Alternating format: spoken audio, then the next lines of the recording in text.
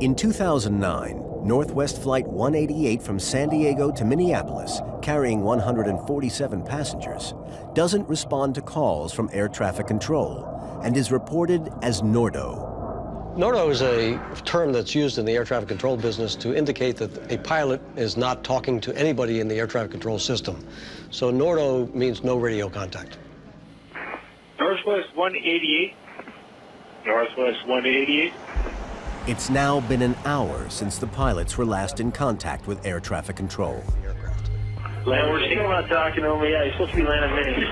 So what the procedure is if they can't talk to anybody, do they just hold over the airport and do that? I don't know. You can't reach him at all? Right, I can't reach him on God or anything. Northwest Airlines Flight 188 has now flown 150 miles past its final destination of Minneapolis. The worst case scenario is this is the beginning of another 9/11 event. And of course, that has to go through the controller's mind.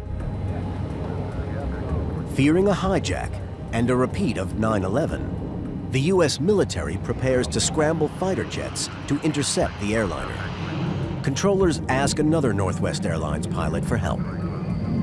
Frequency 126.32, 2632, broadcast from Northwest 188. See if you can raise that aircraft on that frequency, please.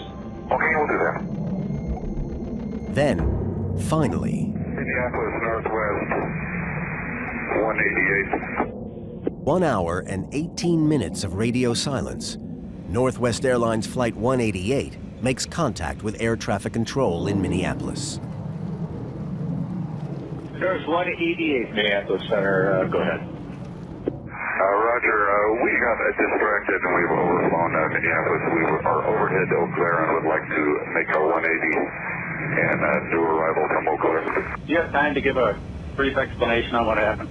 Just cockpit distraction, that's all I can say. Is there any way you can elaborate on the distraction? We're just dealing with some company issues here, and that's all I can say right now at this time. In this incident, increased reliance on automation in the cockpit leads to boredom and distraction, which leads to error. In the wake of the incident, both pilots had their licenses permanently revoked. This incident isn't unique. Pilot distraction is on the rise. Just how much is automation contributing to pilot boredom and distraction? We've done studies, for instance, where we've had pilots put in cockpits for long duration flights, and we've had them identify targets, basically other aircraft in the vicinity. And they'll fly for 3 or 4 hours, and then they'll count the number of aircraft they saw. And they'll come in and they'll tell you they found 7 or 8, when in fact there were 15. So something happened. They weren't sleeping, but they weren't paying attention. There's no question that boredom can lead to distraction or inattention. And ultimately that can lead to an error in the cockpit. And unfortunately, when errors occur, if you don't capture them, it can lead to catastrophe.